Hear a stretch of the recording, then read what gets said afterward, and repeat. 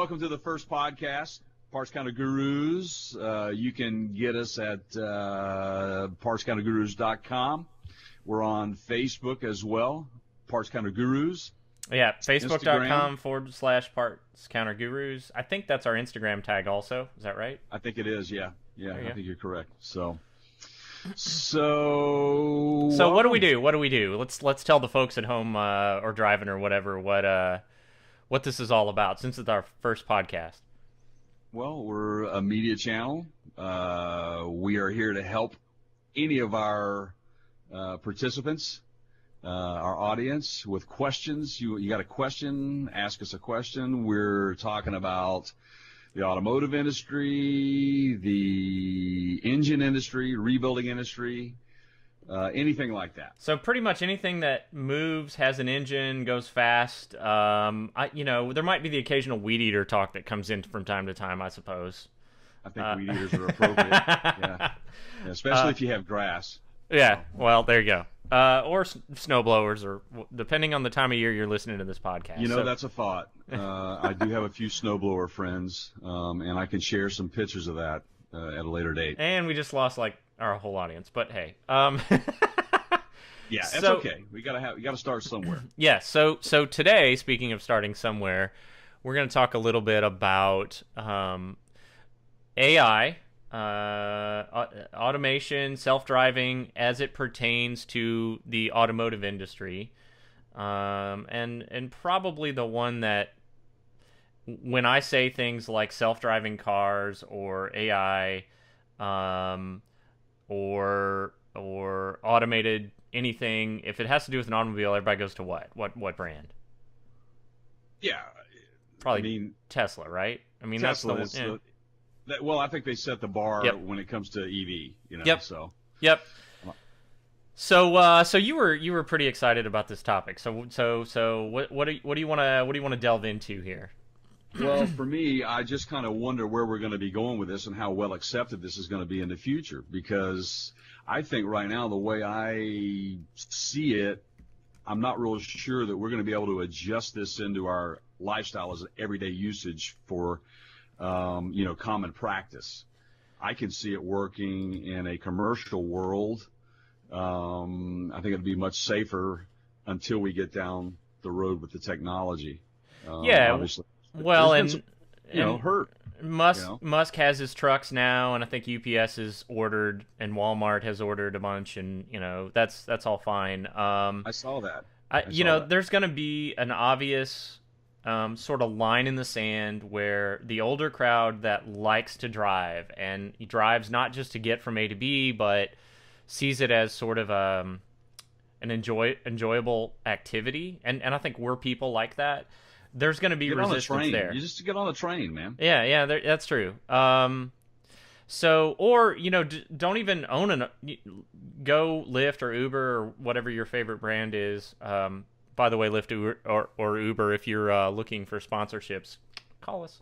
We'll take that. So, but I think, and so obviously maybe some you might tend to go, well, the younger crowd. I've got an 8-year-old though, and he's definitely into driving.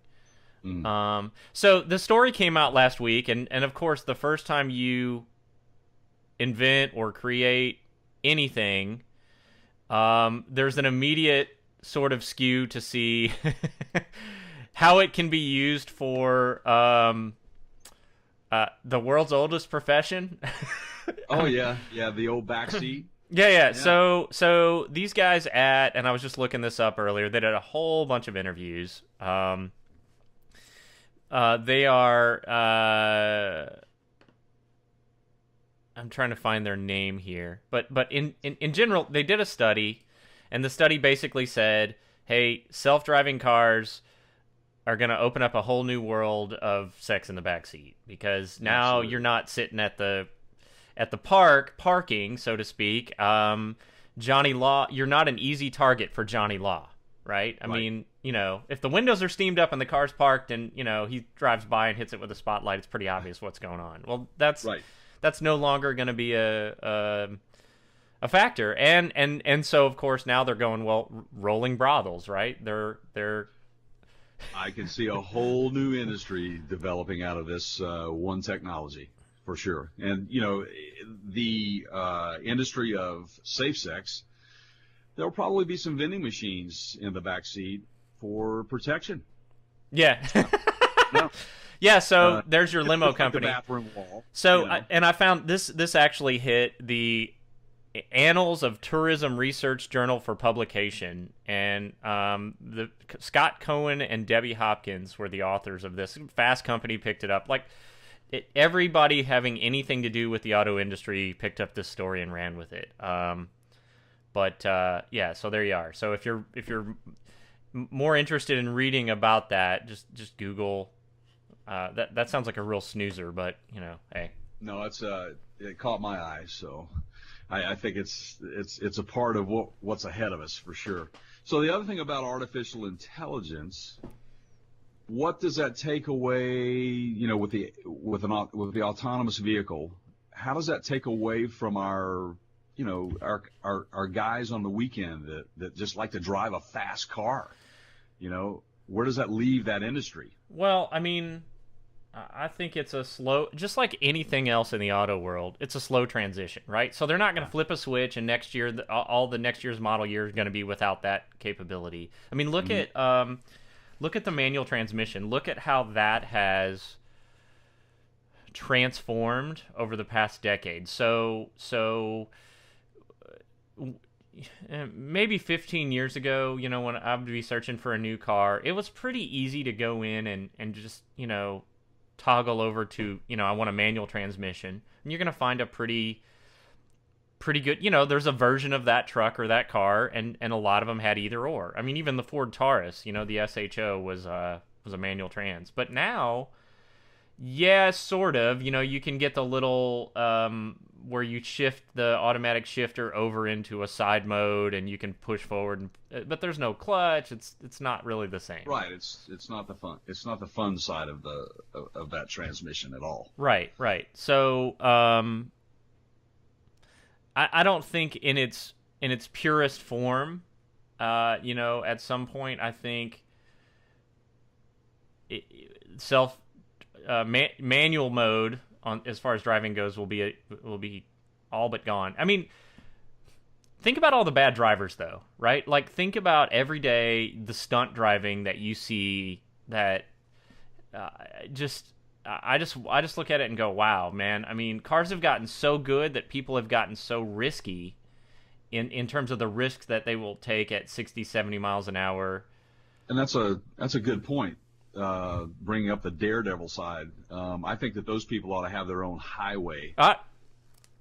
So you heard it here on the podcast first. Let's come up with a point system. I mean, look, this is 2018.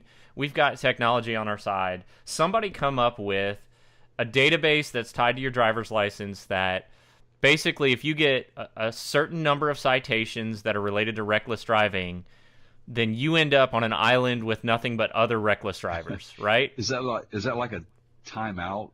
Yeah. You get a timeout? Get your own lane or couple lanes or whatever, and put a barrier up between those and where the rest of us are. And y'all just go sick, man. Just demolition derby style.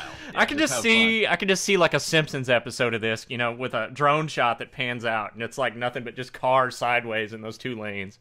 You know what? That might be the next NASCAR, and there's a plug for NASCAR. NASCAR, if you're interested in advertising. There you go, partscountergurus.com. There's a contact us page, and yes, we would love to go in circles with you. That's good. Anyway, the NASCAR circuit could expand. I'm thinking on this. I think there could be a weekend series for that. So, that ties back to what I was saying earlier about will we be losing that weekend driver, that performance guy, that one that likes that, 68 Camaro. Where will that go? Where will that part of the industry go, you think? I mean, if we're all dependent upon these autonomous vehicles getting us back and forth, will we just get too lazy as we have with all this other artificial intelligence? So here's my prediction. The crowd that drives for pleasure, enjoyment, whatever. Insert your own sort of term there. Yeah. That's going to be a specialized market. Yeah.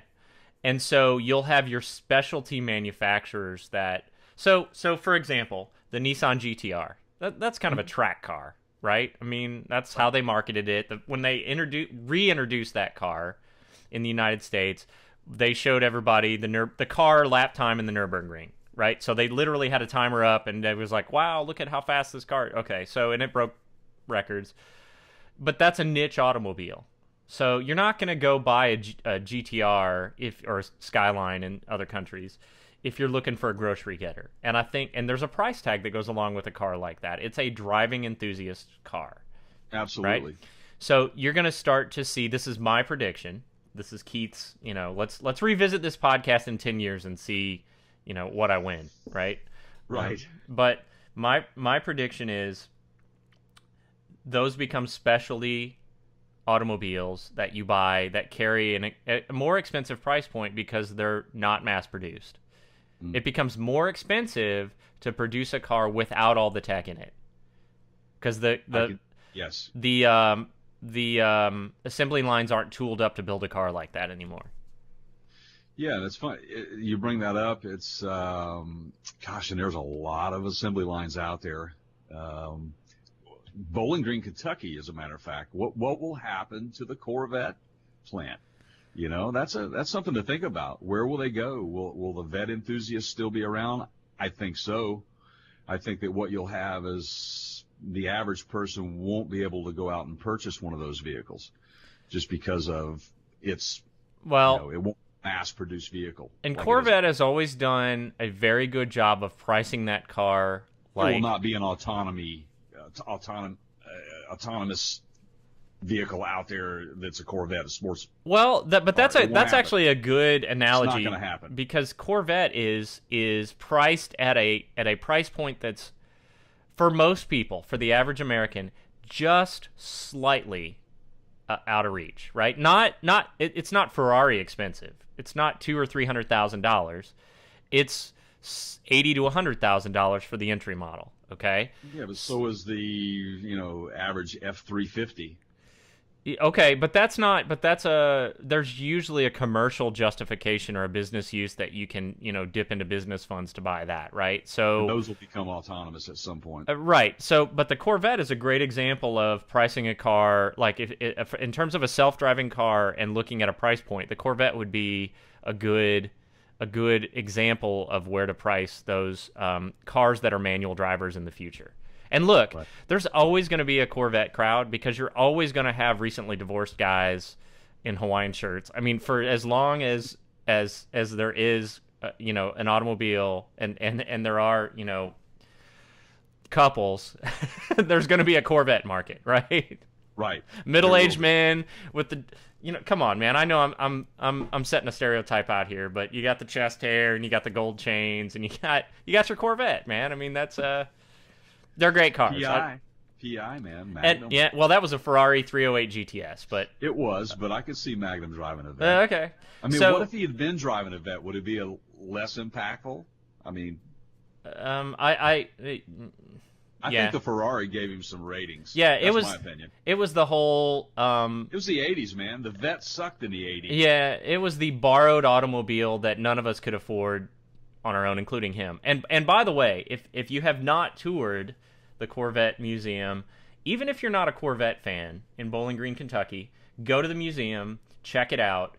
It's if you are an enthusiast of any automobiles, it is a fascinating tour. You can do it in a day. Done it several times, and they now have the new sinkhole exhibit after, there was a couple that fell down into the sinkhole. So it's a cool thing to go see. I haven't toured it since they had the sinkhole issue. Have you? Yeah. And how well done did they repair that? Oh yeah, the hole itself is completely filled, and they use sonar and mapped all the holes out and all that. And there's a racetrack on the other side of the interstate, right across the street, so to speak, that I've been on. It's a nice track. So the hole is filled. They pulled the cars. They pulled them all out. They fixed all but a couple of them, and some of them were unique, like one-off prototype kind of things, and there were a couple that they just left in their current state, and it just basically became, this is now part of this car's story. This is how it looks today, and it makes you sick, even if you're not a Corvette fan, but you get it. It's part of that car's history now forever, and they've left them just beat up, sitting there with one of them has a rock sitting on it. I think they did the right thing with that situation, considering the circumstances. And you're right, it became part of the history of that museum. So, I mean, as we know what Tennessee and Kentucky is, they are sitting on top of a ton of those sinkholes. So imagine being the claims adjuster, getting that phone call for, these literally priceless prototype Corvettes. Fell down in a sinkhole. Act of God. Where do you start? Here's the average claims adjuster is like, total it. Yeah, right. No, it's like art. One of those. So back to AI, which, by the way, for those of you that don't know, and we sort of just ran right past this, but AI stands for artificial intelligence, and typically, when you hear the term AI, you are referring to something that is machine learning, that is a computer technology based brain, so to speak, control center. Yes, and that is actually part of what I want to bring up about, is it the dumbing down of America, of society? That's I think artificial intelligence is great. However, some of the things that we have available to us because we can't think for ourselves anymore, such as kid in the back seat, the alarms, the safety devices, I'm going to say the majority of it is good, but I see a loss of critical thinking across the board when it comes to artificial intelligence. Well, sure. And I can see both sides of this. I can see, great, so the bad drivers now don't get to drive. But every time, and I'm going to show a little bit of my sort of core values here by what I'm about to say, but every time that we have a technological advancement, we get further away from self-reliance. And here's what I mean. Like, anytime that a disaster happens, you get people that are just without a clue on how to survive. Their survival plan literally is, I hope the American Red Cross shows up with water and food. And I saw an interview.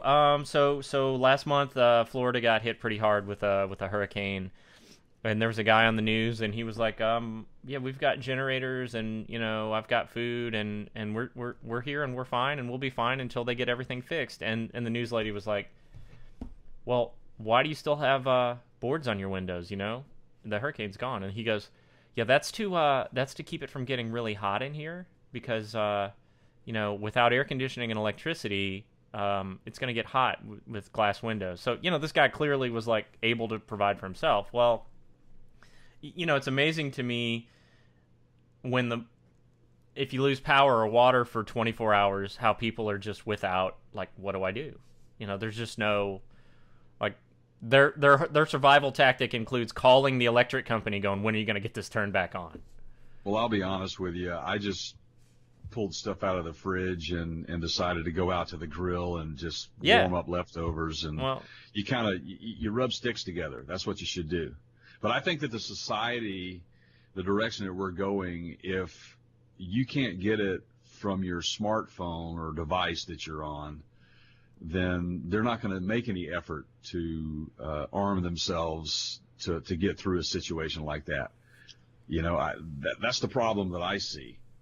And unless there is let's say the Red Cross comes up with a drone program that from your smartphone you can request a first aid kit be dropped in where you're at. You just give them your coordinates and it drops it into. That's actually a fantastic idea, and now it's out there in the ethos, so somebody else is probably going to take it and run with it.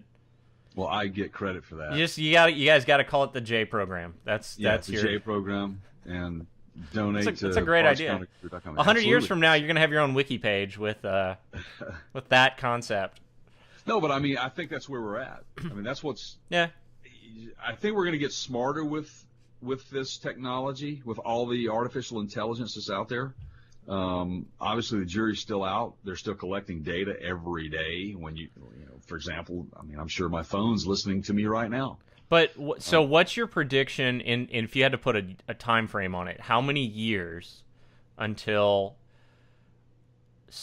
self-driving automobiles become the norm? Meaning, there are more than 50% of the cars. Let's go. Do you want to go on the road or do you want to go for sale? Because if you say cars on the road, now you got to count everything. You got to count that 68 Corvette. You got to count, that guy's the Cobra 2 Mustang that I was showing you yesterday for sale here, from 78. I mean, so there's going to be a percentage of older stuff, right, that factors in. But if you just look at cars for sale in current model year, so what's your prediction? As far as units or where we're going to be at in 10 years? At what point will we cross a threshold where there are more self-driving cars than not, either for sale by current model year or cars on the road? That's tough. There's a lot of variables in there, but I would say with the way technology is going, I'm going to go with about 10 to 15 years. You're going to see it be very common, and I think where we'll see that be most effective is going to be in the mass transit.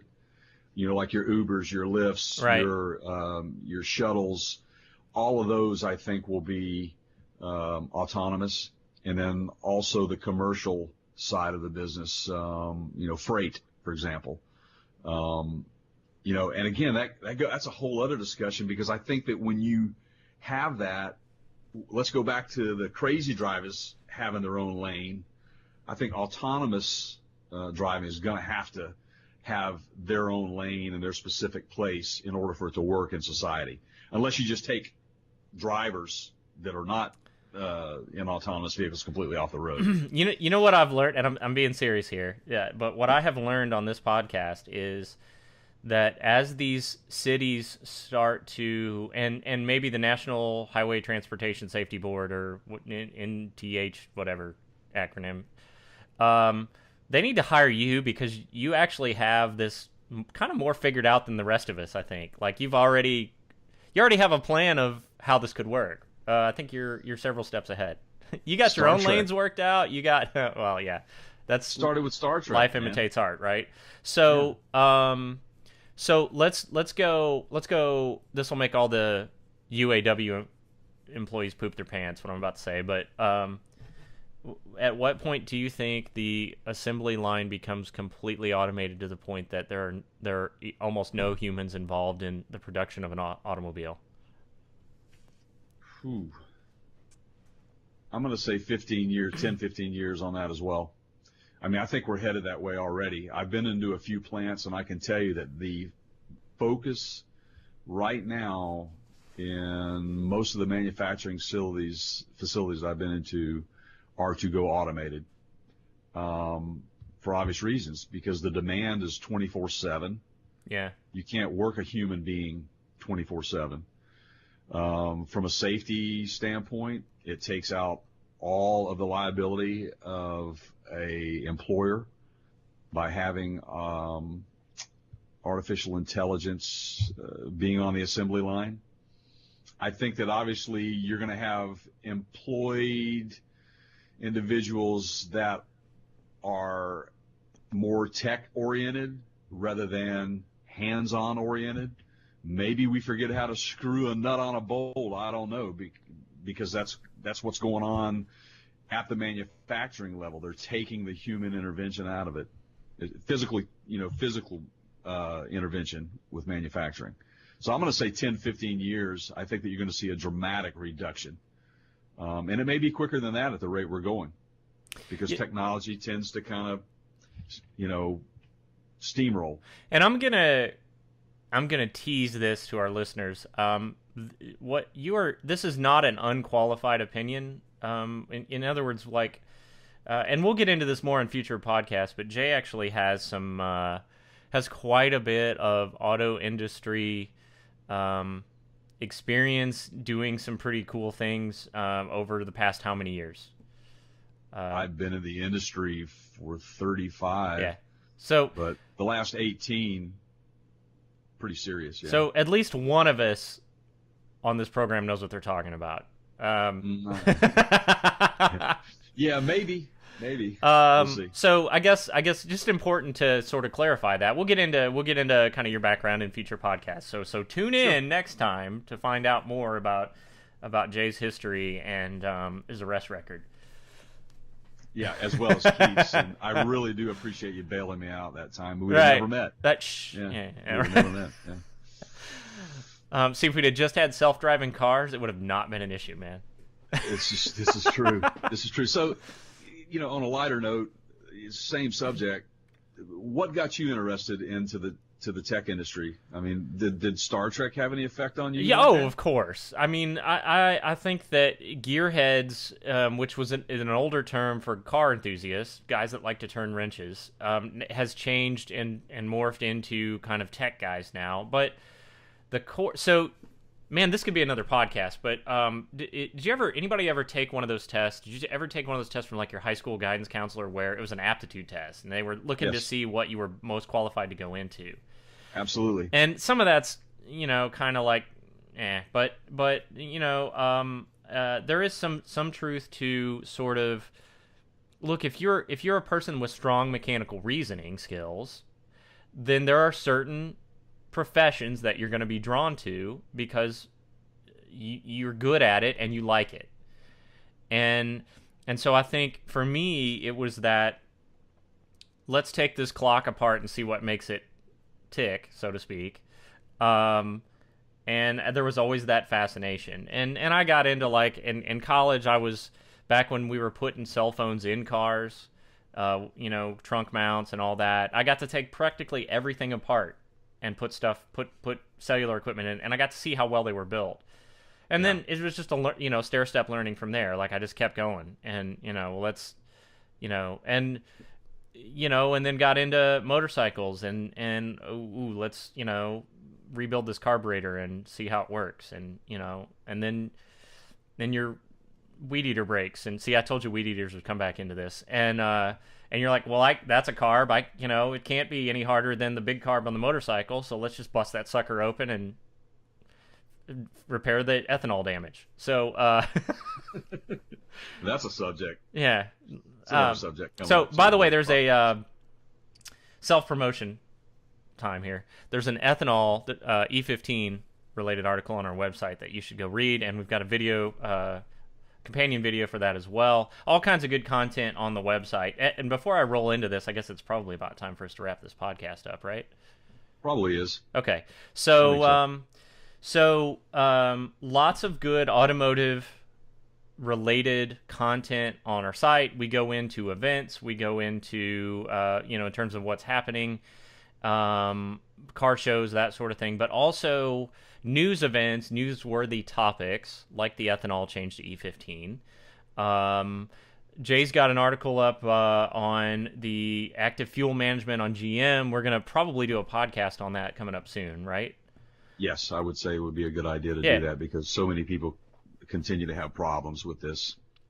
Yeah. And on a personal note, my dad. Yeah, so there you go. Who we were trying to get on the air here, but he sort of... Yeah, he kind of bailed on us. I think he got cold feet or something.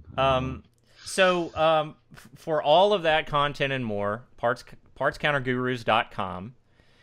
We do have a Patreon page. It's patreon.com/partscountergurus with an S. If you are at all interested in what you're hearing, if you are interested in becoming a fan or a patron, please look into those sites and options. And I should also mention that our Patreon supporters have the advantage of being able to ask and request for content topics. I think we're going to look into doing some guest spots here. Maybe stump the band kind of stuff during these podcasts live, that sort of stuff. And then we have a Facebook page, which is facebook.com/partscountergurus. Is that right, Jay? That is correct. That is correct. So, what else would you like to add there in closing? Well, also, we can help you with looking for that hard-to-find part. Between Keith and I, we have a lot of resources to help people out there. So you can also drop that question at partscounterguru.com. We have a space there available for you to ask a question, or if you need help finding something, that's what we want to be there for. So, and I think it's actually there is a page or a link on our website that says "Ask us a question," right? It's there. Yep. It is there. And a lot of people asking me questions from other countries right now, seeing if I'd like to loan money to their rich uncle or whatever. But yeah, anyway. Yeah, seems like I got that question as well. Yeah. All right. So she said she was my girlfriend. Self-driving car time. Yeah. So until next time, hit us up on our website, partscounterguru.com, and be sure to tune in to the podcast. You can find a link to that at partscounterguru.com/podcast. I am Keith, that's Jay, and remember to keep air in the spare and your mother-in-law in the trunk. Peace, guys.